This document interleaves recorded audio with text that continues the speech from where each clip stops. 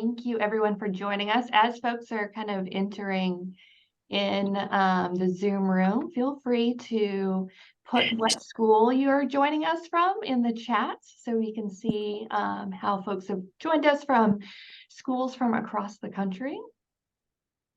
We're very excited to welcome you to our DC virtual trek put on by the Employer Relations Committee from NASPAA, or the Network of Schools of Public Policy Administration and Affairs. So this is part of our week-long virtual events focused on careers in the DC area.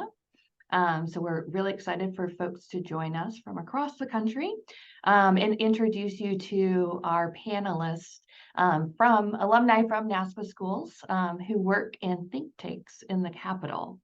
So we'll also throw in the chats. We have one more event coming up this week. I'll put that in there. We have an event with the GAO tomorrow.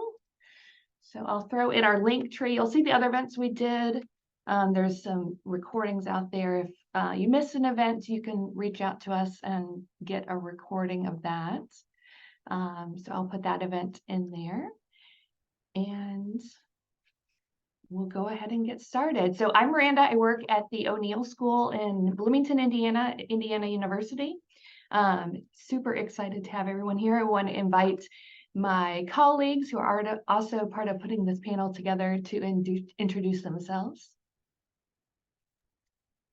Hi, everyone. My name is Koko, and I'm the Director of Career and Employer Services at the Follette School for Public Affairs at the University of Wisconsin-Madison. Good morning to all my Bobs out there, and Lou is a fellow Bob, so yay!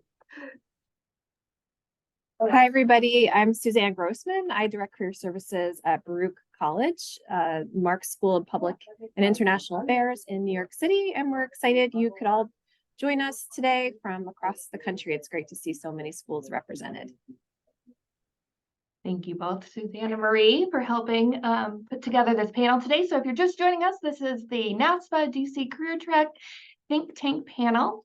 We'll get started with introductions and a few opening questions, and then we'll have plenty of time for student questions. Since we have so many folks joining us today, feel free to put your questions in the chat, and then we'll address them towards the end of the panel.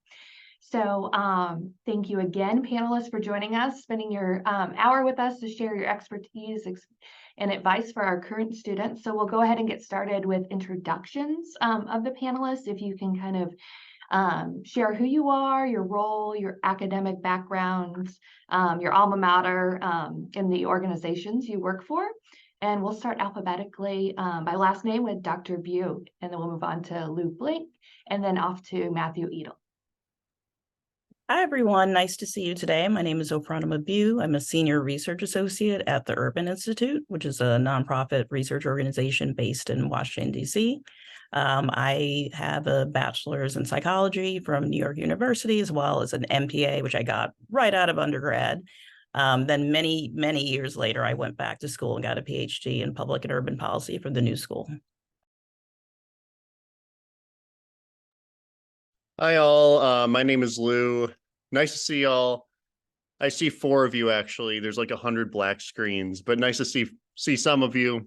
I graduated from the UW La Follette School of Public Affairs back in May of 2022, and I currently work at a group called Data for Progress as a polling analyst, where I work on surveys and releasing them out into the world to hopefully advance the progressive movement. And that's something that's really important to me, and really happy to be talking to y'all and sharing some of my stories. Yeah, I echo all of our panelists, including those organizing the panel, and saying thank you for taking the time to be here. We're excited to answer your questions and just kind of talk to you about the think tank space broadly. I'm Matthew Edel. I'm Special Assistant to the President and CEO at the Center for European Policy Analysis, or CEPA. And I graduated last May with a Bachelor's of Science in Public Affairs, specifically a major in policy analysis from the Indiana University Bloomington O'Neill School of Public and Environmental Affairs. So go Hoosiers. Well, thank you all. Appreciate you introducing yourselves and your titles and what school you're from. If we could go a little bit more into depth about the work that you do and the work the organization does and kind of what drew you to supporting that mission. And we can go in the same order if you don't mind starting Dr. Bew. Sure.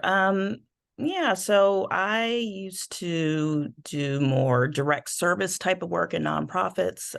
Actually, a lot of it was workforce development and career services. And I realized I had a lot of questions about whether the work we were doing was effective and questions about the broader labor market. So I decided to go back to school and pursue a PhD, as I mentioned, in public and urban policy. So for the past 7 years or so, I've been doing research full time. I worked at research centers, including at the City University of New York system, doing research on different topics like supply and demand for healthcare workers in New York City, or even social services workers and turnover, and what some of those causes were. And I worked at a nonprofit called Building Movement Project, where I did research on race and equity in the nonprofit sector. So I've been interested in the Urban Institute since I started my PhD, which was back in 2014. Definitely was interested in the work that they were doing. It's a large organization that has several research centers and covers a wide breadth of policy topics. And just to give you a sense of Urban's mission, as I mentioned, nonprofit research organization, the mission is to provide data and evidence to advance upward mobility and equity. And that was really along the lines of the interests that I had. Someone I actually had worked with years before, actually back in 2014, who used to work at the City University of New York, had switched over to urban and reached out to me about some different opportunities. So it's always good to stay in touch with folks. First tip there. So I've been in mid-November will be 2 years that I've been working at Urban, and some of my research areas around labor market outcomes like occupational segregation, job quality and equity, and also wealth equity when it comes to race and gender as well. So that's a little bit about me. Thanks so much. As a bit about me, I initially came to the Follette School of Public Affairs in 2020, as I didn't really know what I was doing with my life, but I knew I wanted to do something that was hopefully helpful for people and hopefully uplifting and empowering people in terms of their rights and justice and fixing our climate and doing something to help make a change in the world. But I didn't know what that would look like. And thankfully, during my time at the La Follette School, I found a really great group called Data for Progress. We're a Washington, D.C. based think tank that is dedicated to basically advancing kind of a progressive vision in DC politics, using polling as a tool to help empower progressive causes. So a lot of times legislators will be really kind of on the fence about whether or not to support progressive legislation because they're afraid that if they vote for something ambitious like investments in infrastructure, investments in our climate, investments in healthcare, they'll get punished in the election by their voters because their voters will lash out against them voting for that.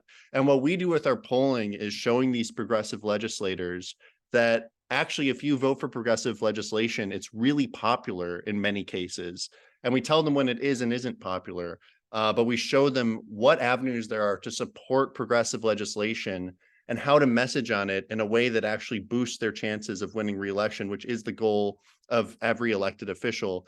And I really enjoy working on this. My personal role is, actually a weird hybrid role where I'm the main thing I do is I run our polling for public release. So basically when we run a poll for our Instagram, Twitter, Facebook, press releases, something that's our own kind of narrative, I'm the person in charge of kind of project managing that entire pipeline.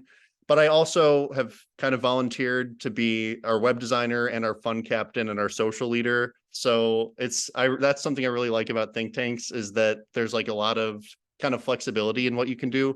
So flexibility in terms of role and having this hybrid role, but also flexibility in terms of being able to express my own political opinions, which is something that I'm really happy that I'm able to kind of do at Data for Progress, kind of being able to advance my own political narrative and work on issues that I really care about with kind of an edge and with an opinion, and overall hoping that my work is able to help empower progressive groups and Democrat candidates in advocating for progressive policies in a way that helps them also win elections? Yeah, so D4P, like their polling work is amazing and has been for a very long time. So big shout out to Lou. It's stuff that I know I used at reports at IU.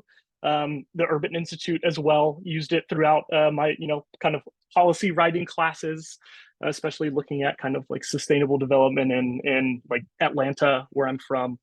Atlanta, Georgia, along Beltline and stuff like that. So just wanted to give a shout out to both Lou and Dr. View's organizations, are kind of top line think tanks in DC for the issues that they cover. So it's a real it's a unique honor for me to be on this panel with them, but just really want to put a focus on kind of how think tanks in DC broadly are empowered by the people at them, by people who really believe in the core mission of the organization and are willing to work the hours for the not the pay that across the river you may get at Deloitte, but it's because of kind of it's public service in a different format, and I think that's something that's important to emphasize. So speaking of kind of CEPA's place in all of this, so the usual spiel is CEPA's a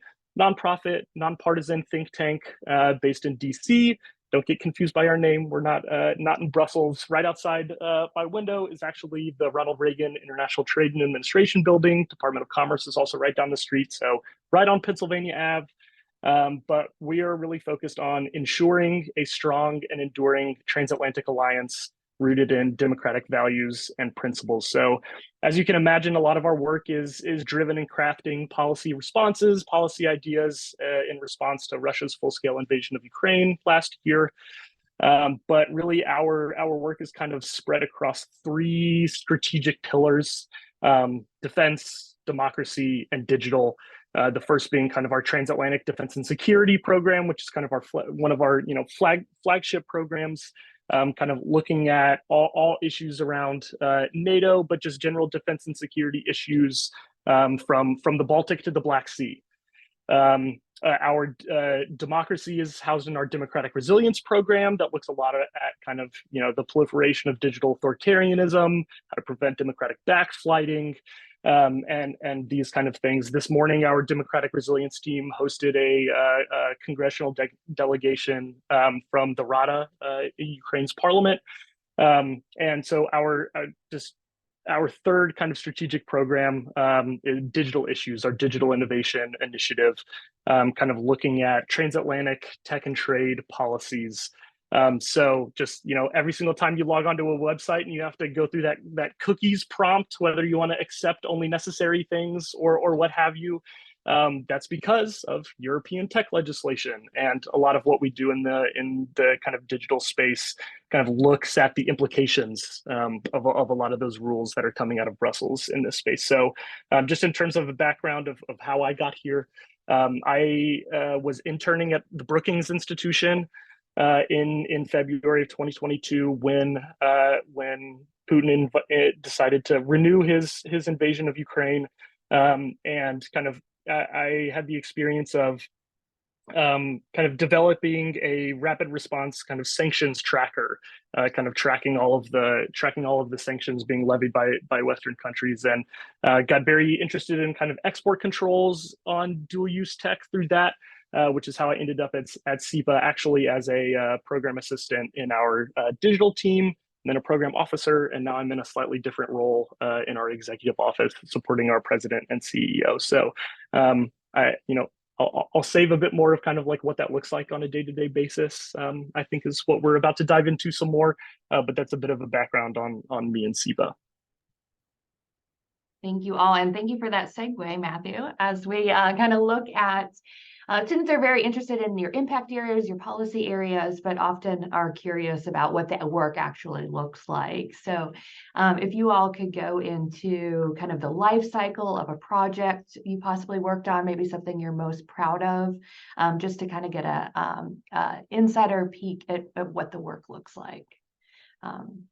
And we can start with Bew again, Dr. Bew. So at least from the projects I've been involved in where I work now, they're usually at least a year, sometimes more. So I'm a senior research associate. Typically that involves being engaged in multiple projects. So in some cases, you have a small role where maybe you're advising on something about maybe research questions that could be posed, or what questions to ask in a interview protocol or in a survey, or maybe you're advising someone or presenting at events. And then in other cases, you have a larger role as a project investigator or PI, where you're responsible for the overall success of the project and making sure that timelines and deliverables are met. Sometimes there's someone who's playing a supporting role in that and helping to track the budget, for example, and manage operations, or sometimes you're kind of doing both things. It really depends on the project. So before you even start, you're trying to get funding for your project. Maybe you have an idea and you're applying for funding from federal or local state government agency or a private foundation. So in that process, or you're responding to an RFP or request for proposals where there is research that an entity wants done, you're applying to do that research. So as you're even starting that process, you're thinking about your research questions, what methodology you're going to use, who's going to staff the project, who's going to be on the project, what the final deliverables will be, whether it's a report, a webinar, a web tool, or a combination of all that. Of course, you're thinking about the budget and, of course, what impact you want this research to have, what change could be made. And once a project is funded and kicks off, there's a lot of administrative processes that happen, of course, and you're creating timelines and further solidifying roles, kicking things off with a funder or community group that's interested in the research. And then you go from there, and you work on that project for, however long the timeline is. Again, for me, usually it's at least a year. One project I'll mention that's a good example of this is on job quality and racial equity. It was funded by the Gates Foundation. So a lot of the work we were doing was creating metrics around job quality, and linking those to different occupations, and then looking at how different race and gender groups were segregated or sorted into occupations with varying job quality. So I had colleagues who were overseeing the job quality metric aspect, who were developing that, and I oversaw the occupational segregation part, including the data analysis, and then I took the lead on ensuring the overall report was written. So there are people who took on writing certain sections, and I took on writing the major findings and just making sure the report was reviewed by other experts. So we had that peer review process and edited and all that. We also had an event with different experts in the space to talk about how the findings resonated with the work that they do, and what different solutions there are out there to address issues related to job quality and occupational segregation by job quality. And some of the participants mentioned that the findings of the report would be useful to their work as they're going about trying to address some of these issues. And next, we're also working on some data visualization work to create some nice interactive visuals to tell the story about these topics. So that's another team that we're collaborating with to put that together. So that's just an example that I'll mention. Thanks so much. And just want to say again, it's so cool to hear from Matthew and Dr. Bew about your work. Like, this is like really important and so cool. I guess for my end, I'll share a real world example of kind of a process that we took last week. So as y'all might be familiar, or you're hopefully familiar, you're all public affairs students, there's an absolute crisis going on in the Middle East between Israel and Palestine right now.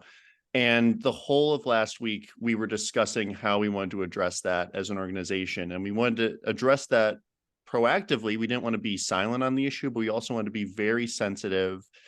And we didn't want to rush into anything when people are grieving and people are going through processes. So basically, all throughout last week, myself, our executive director, our communications director, and other key people on our team were kind of discussing how we want to approach that from a polling perspective and from a communications perspective. And we decided about midway through last week that we wanted to run a polling question testing a statement in support of a ceasefire in Gaza. So supporting ending the violence, no more airstrikes, and no ground invasion in Gaza. That's what we wanted to test. We wanted to see how much voters agreed or disagreed with the statement. So the first step was a bunch of discussions from Monday through Wednesday last week to discuss how we wanted to approach that and how we wanted to word the question. And we drafted up an instrument, a polling instrument, which basically is a question in a Google Doc. And then we went through the process of fielding that.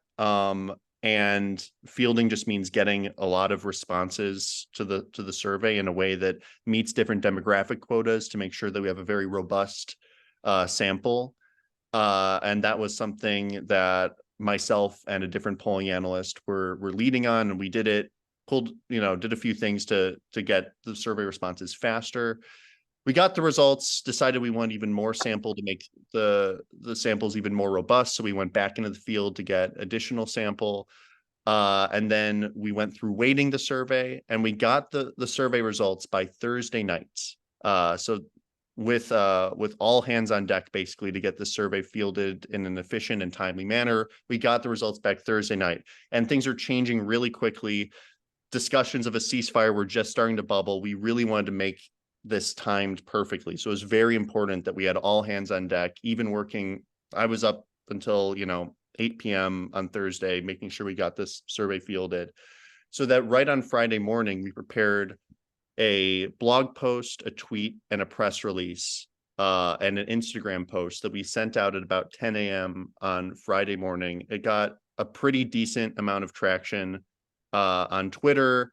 And a lot of representatives were using it to support their calls for a ceasefire in Gaza, which I was really happy that we were the first pollster to be able to get this out. I think it was really important. So that's basically what the process looks like. It's a pretty linear process: early discussions, writing a survey, fielding the survey, and then once we get the results, making sure they look right methodologically, and then turning that into products, including crosstab PDF, charts, Instagram, Twitter, press release.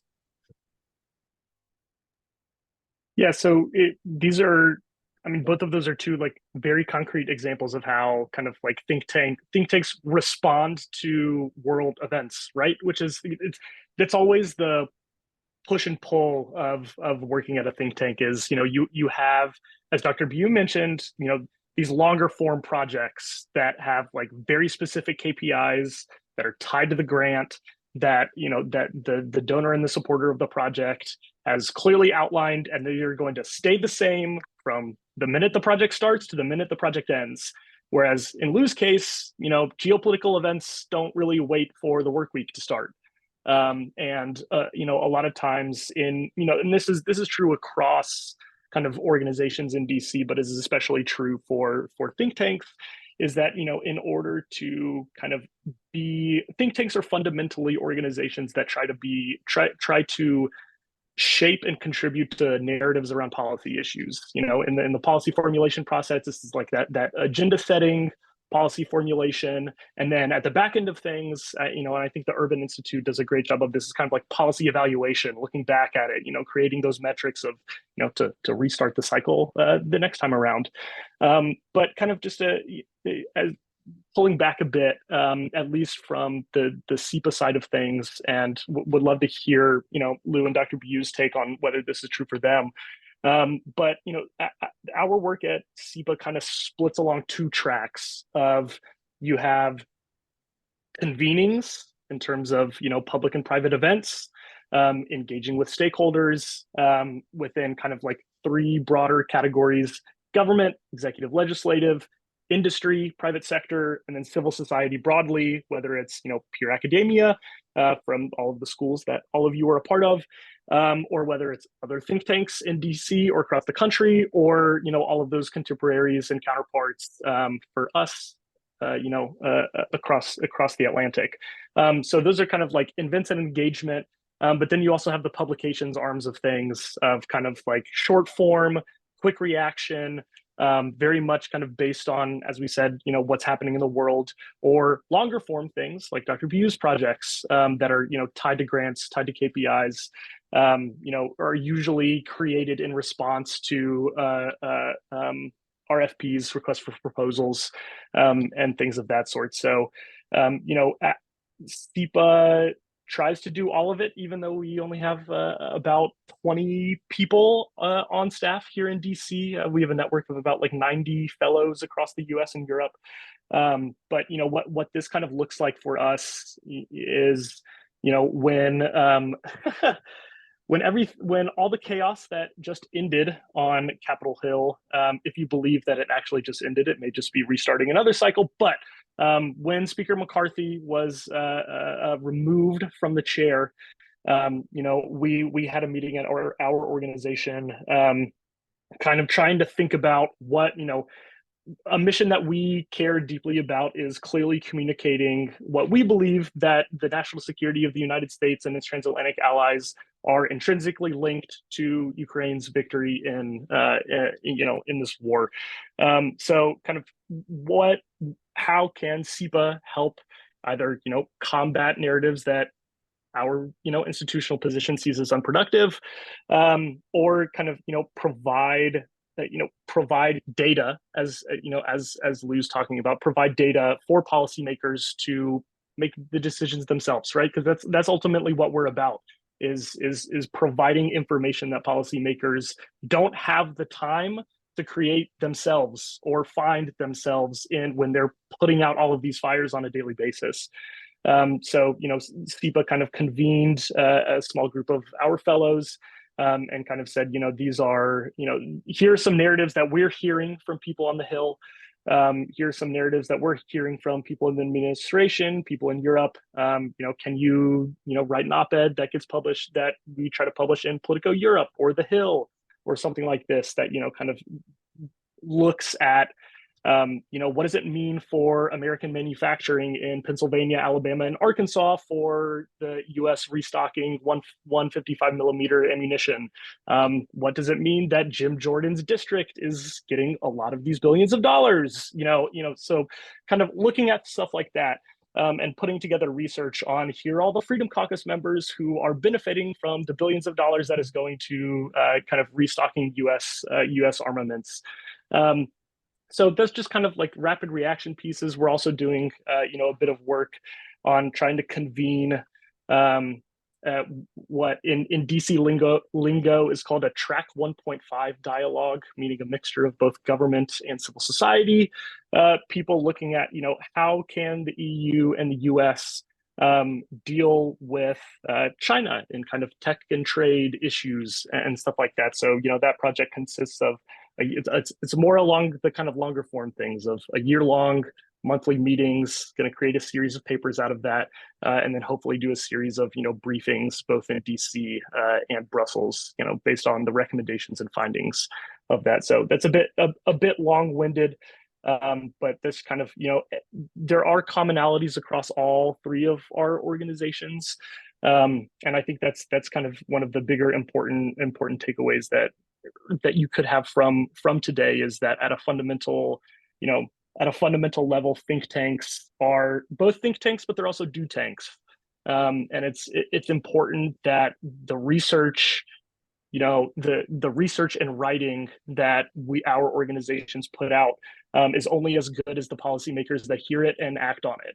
And it's very important to not only have the publications arm of things, but also make sure you're engaging the right people, knowing the right people to engage, but also communicating it in a way that they find effective.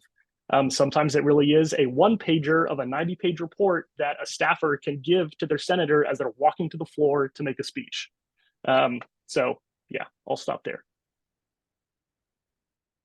That's outstanding. Thank you all. I think you did a really good job of kind of demystifying what the work looks like, and the impact.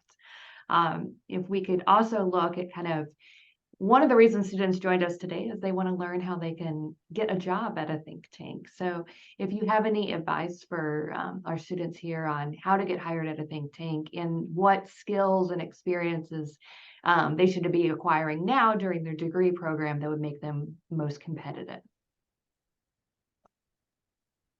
Yeah, I can speak to that. I would say to think about the different types of work that you would want to do, look at some of the job descriptions, see what they're looking for, and try to make sure that you have skills and experiences that reflect that. So for example, at the Urban Institute, there are people who are researchers like me, but there are also people on the policy track. There's people on the operations track. There are people who do communications. There are people who do fundraising, marketing. There's all types of roles. Also, I'll mention the policy and research tracks, and people who have those jobs, what they do kind of overlaps. But so I'll just give an example for research. So for example, if you want to do or be on the research track, I would definitely take different methods classes, quantitative, qualitative.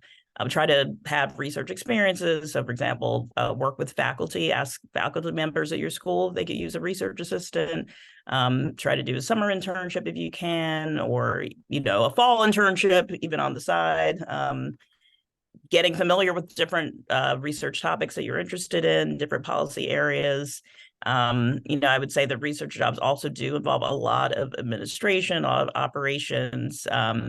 There's a lot of coordination involved. So being able to get experiences doing that, even if it's a student organization where you're having to coordinate events or get speakers and different things like that. That's all something that you do as a researcher. And of course, connecting with people who work in these spaces professionally. A lot of those people may be your faculty. A lot of school. I went to NYU Wagner. I know that a lot of our faculty members were adjuncts. They worked in the field. So making sure that you connect with them as well, make sure that you show up your best in their classes and are responsive to them, or proactive if things happen and maybe you're not doing as well as you could be, but just, keeping, making sure that they're aware of what's going on, asking them if they have any connections or opportunities. So definitely the networking aspect is important, making sure that you have good references as well, because that would be part of the process. So those are some of the things I'll mention. I'm sure the other panelists will have some lots of other great things to say. Yeah, thanks. And I definitely want to preface that, I think a key theme here is that it definitely varies. I mean, I feel like the three of us are talking about very kind of, honestly, all three of us are talking about pretty different sides of think tank work. So I guess one thing is that there's no one size fits all answer. I feel like it really depends on a lot of things. I feel like there's such a variety of things you could do within the space. So it's hard to kind of summarize, but to kind of answer the question, but also answer Daniel Weinstein's question together. I would say for me, I don't think hard skills really played kind of any role in the position I have right now. I came in to Data for Progress with zero polling. I came in as a pollster with zero polling experience. Now that might be kind of a rare exception in how flexible Data for Progress is, but I came in with basically no polling experience. But I think there were some soft skills that probably helped a lot. And I think there's soft skills that I feel like across the think tank space are probably really good to emphasize. And to answer Daniel's question, I think are kind of uniquely more attuned to the think tank space than the academic space. So one of them is, I already mentioned this, but flexibility. I think having a really flexible mindset where you're able to kind of balance multiple tasks at once, pivot really quickly. If suddenly you've been working on something for 3 hours, this happens every day, you work on something for 3 hours and then the entire narrative gets flipped and you have to restart or reorient, or suddenly you're on a different project and someone else is taking it over. Just being able to kind of roll with the punches and change course really quickly and have kind of an open mindset to that. Something that's, I think, a really key attribute that at least my think tank really looks for. I think pace is really important, being comfortable with a fast pace of work. Definitely, I feel like I've been hearing that from both of them, but especially from Matthew's description of his work. It sounds similarly very fast paced, where yeah,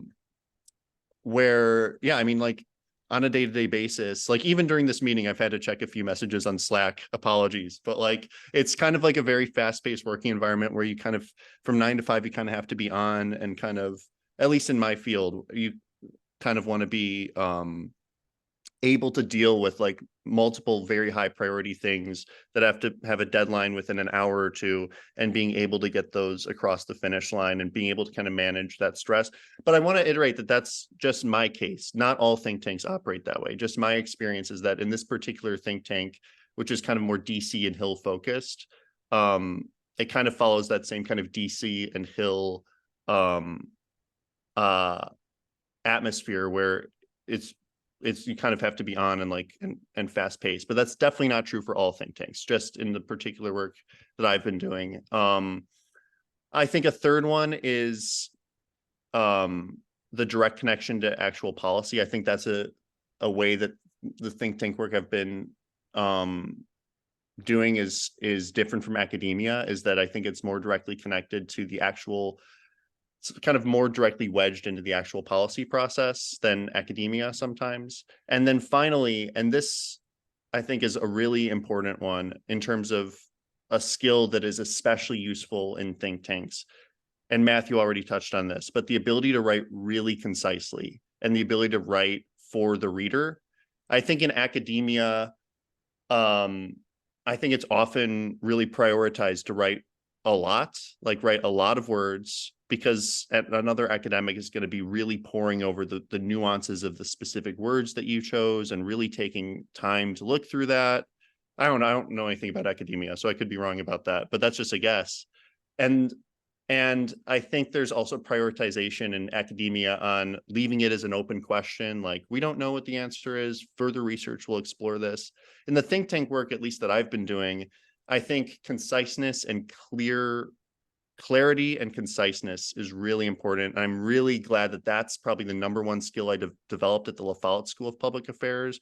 And it's by far the most important skill that I've taken with me in terms of my career, is being able to write about a really complex thing in like 500 words or so, and make it so that it's clear, unambiguous, and something that like anyone could read in like 1 or 2 minutes. Because oftentimes on the Hill and in DC, that's all the time people have, as Matthew was kind of saying. So on the conciseness note, I think one of the biggest jumps that I had to make in the past year or so, and I do just want to emphasize this, that last month was exactly a year of me being at CEPA. I graduated from IU in May. Like, I was y'all not that long ago, and this is, all of my experiences over the past year are things that I'm sure that maybe y'all can relate to, and happy to touch base bilaterally with whoever wants to afterwards, to kind of dive into that experience of like making the transition from student to assistant. But I'm not being concise trying to talk about conciseness, but email etiquette is like, learning how to speak DC email English is like one of the most important skills that I've had to learn in DC, in terms of like, it literally matters what are the first 4 words of the subject of your email, like what is bolded in the email sometimes, what's italicized, like being able to clearly communicate exactly what either a principal, kind of someone else in your organization horizontally from you, your coworker, your colleague, and then potentially managing down to interns. The process of learning how to manage up and down, and the differences of the information required on both is something that's very important. I cannot emphasize enough Lou's point about like learning to write for the reader in DC is absolutely crucial. Just another thing in terms of kind of like what this looks like on job postings. A lot of DC think tanks will, well, at least the helpful job postings, like they'll have a job posting for like a research assistant, right? Or a research and administrative assistant, or a program assistant and an administrative assistant, or things like that. And if it's a helpful job description, they will literally tell you what percentage of your time will be spent on organizational and administrative tasks versus actually doing the research. Being able to recognize that in the job posting, and being able to like tailor your cover letter and tailor your resume to kind of like, if the job posting says 60% of your job is going to be administrative stuff, your resume should be 60% administrative and organizational.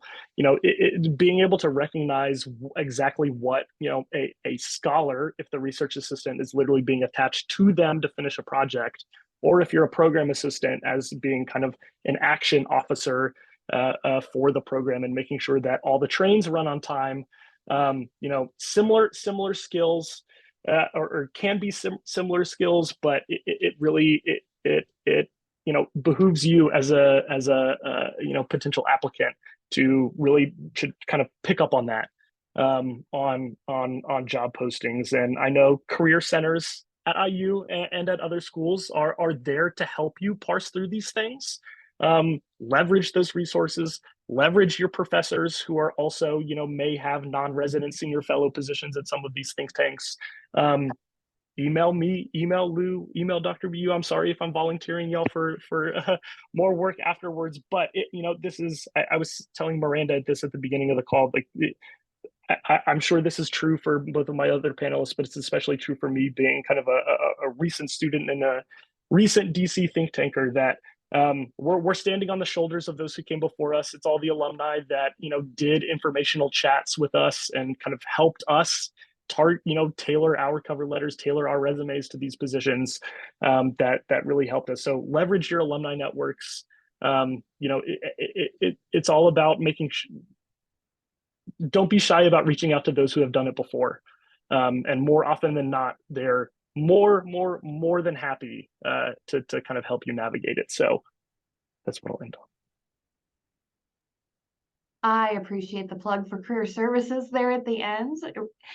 We are here to help you. So happy to help after, this event, reach out to your career services and help us craft your resume for the next think tank you're applying to.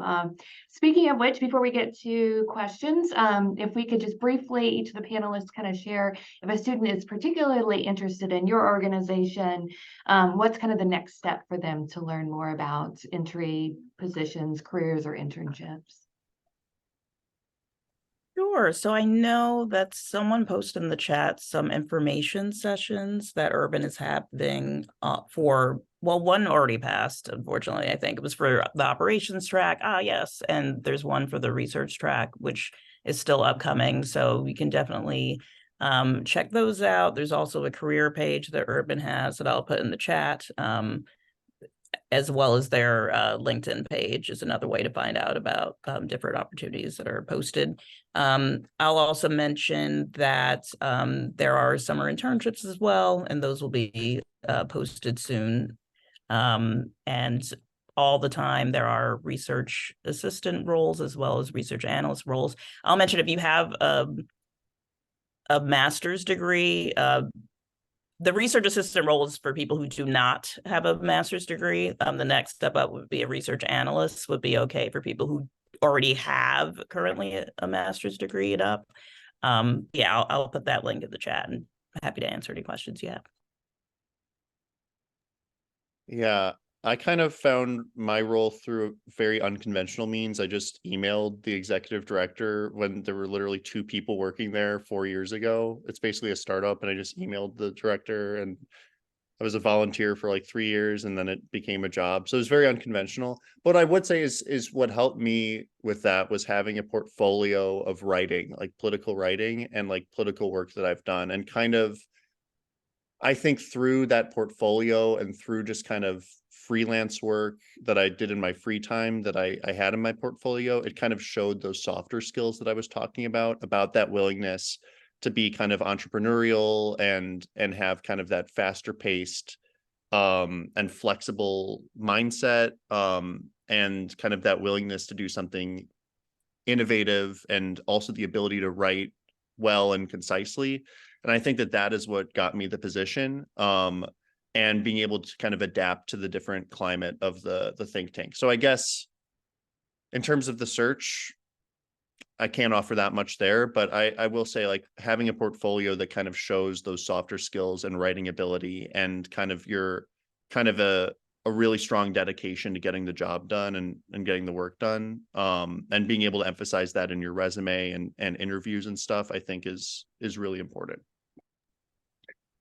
I know we want to make time for more student questions. So this is about CEPA and our internship page. Currently, applications open for spring internships. So feel free to take a look at our website and learn more from there. But yes, I know we're turning to questions. Thank you all again for your answers to those questions. And we're going to kind of switch gears. I know we mentioned putting questions in the chat, but the panelists have been so great at multitasking and answering a lot of those questions. We'll actually have folks unmute and ask their questions. If you could have it as most relevant to, kind of other folks on the call, that would be great. But if students have questions and want to unmute and ask those, that now would be the time.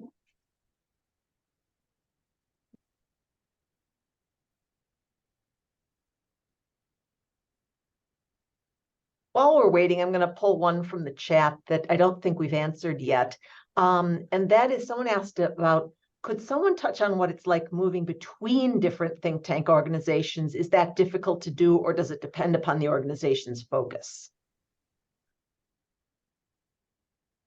I can take this first because I actually jumped from one think tank to another. And it was slightly different because I was coming as an intern at one think tank to, a full-time position at another. This is, I think, one of the biggest takeaways of having lived in DC for a year is everyone knows each other, especially like within certain policy spaces. So the transatlantic kind of, transatlantic international affairs, foreign policy think tank community is small.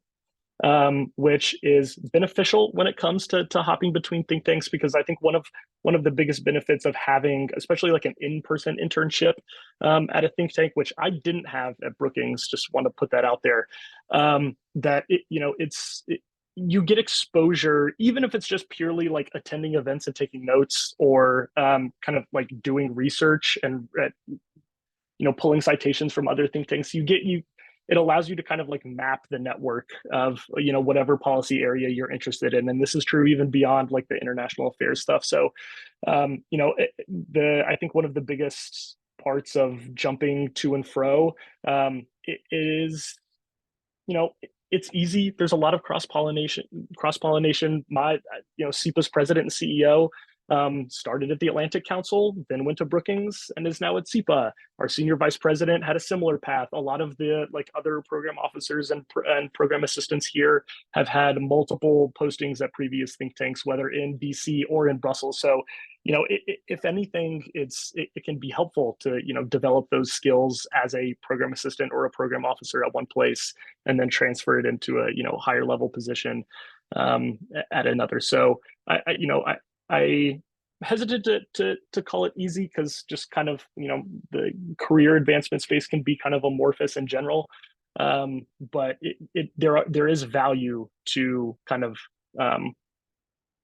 parlaying one experience into another.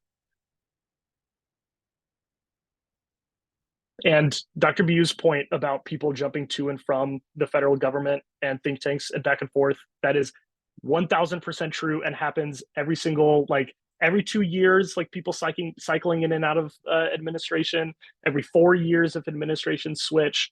That is a huge thing. So retweeting that, or re-Xing it, or whatever it's called now.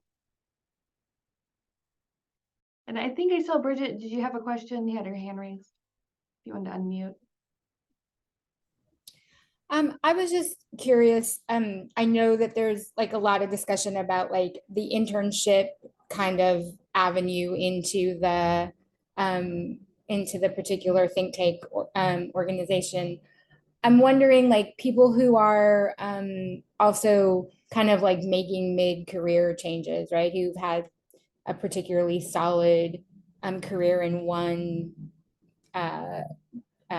avenue, and then are like back in school doing their grad work in policy, public management, affairs type of work. How important is still going the internship route, or is there an ability based on the fact that you may have had years actually in the professional world? Does that help with to kind of not have to necessarily go the internship route?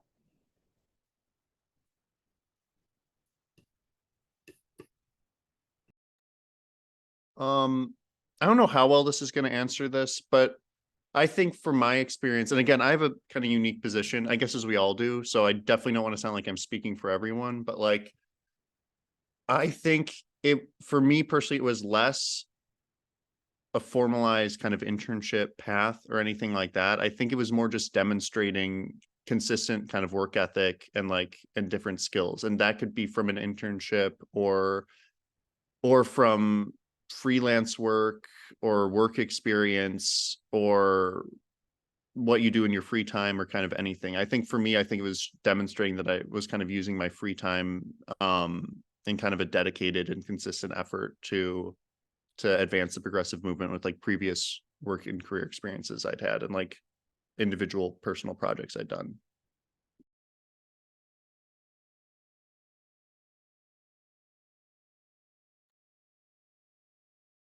Daniel, if you wanted to ask your question. Sure. You guys hear me all right? Yep. Yeah, thanks so much for holding the panel today. I was curious, you guys have a lot of kind of differing kind of policy concentrations, for lack of a better term. Like, one of you has like labor, progressive causes in general, transatlantic things.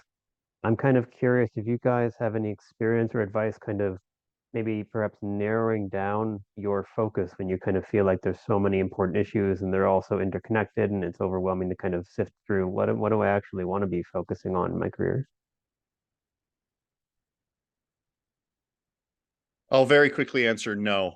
It's still a challenge. It's really hard. I have no idea what the hell I'm doing with my life at all, to be honest. So no.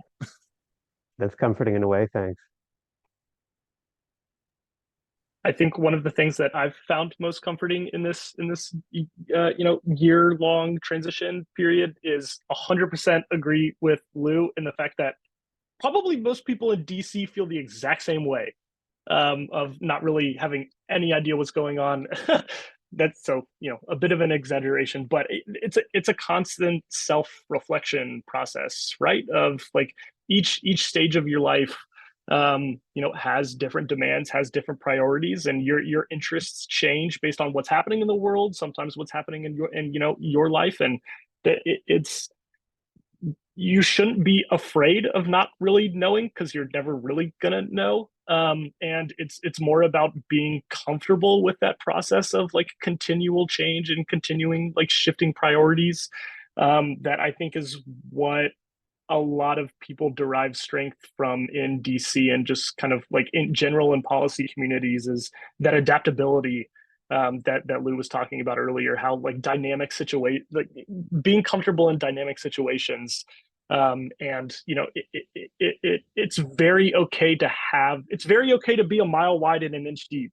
It's also very okay to be like extremely interested in one specific thing. You will find avenues to do both in think tanks and DC just in general.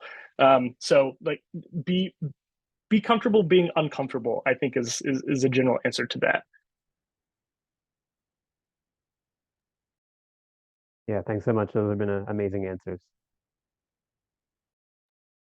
We have another question in the chat that hasn't gotten answered. And Henry asks, how much is policy issue knowledge desired among issue-specific think tanks / divisions versus research analytical and other skills?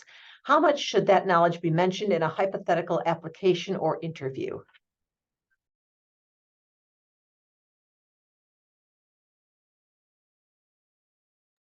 I'll answer. I think it really depends on the role. As I was mentioning the chat, I can just speak for Urban Institute. A lot of times the job postings are in a specific division with a specific area of focus. So they would look for someone who can at least speak to interest in the topic, even if you haven't necessarily done research on it or some knowledge about it. So it really kind of depends, I would say. And I think it would be good to mention that if the posting is specific to a certain policy area. Yeah, I mean, I would say from what I've seen as a general rule, if it's an issue specific think tank, like a think tank focused on one specific issue, then the policy knowledge on that issue is probably really important. Like if it's a housing think tank, having like understanding of housing is probably really important.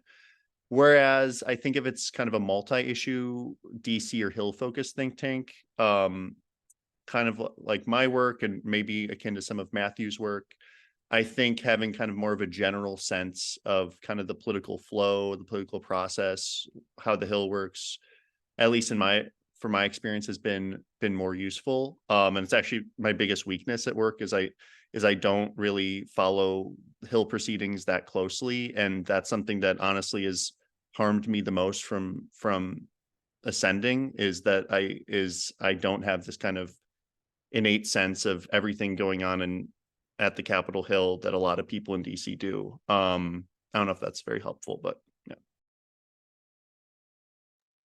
Yeah, just another plug for career services. Look at the job postings.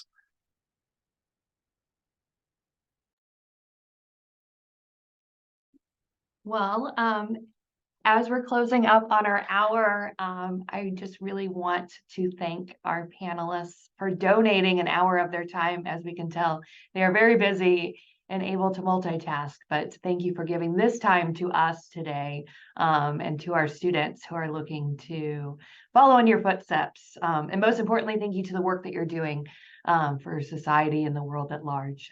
We really appreciate your efforts and the policy work that you're doing. Thank you to students who prioritize their careers and their future selves to learn from our experts in the field. And thank you to my colleagues who helped plan this event and the other events that the NASPAA Employer Relations team has done this week. So thank you panelists again. Thanks, y'all. Yep. And re-upping the connecting on LinkedIn, shoot us an email. But in the LinkedIn thing, as Dr. Bu said, mention, kind of give some context. It's a little helpful. But yeah, please reach out. Always happy to talk. Thank you, everyone.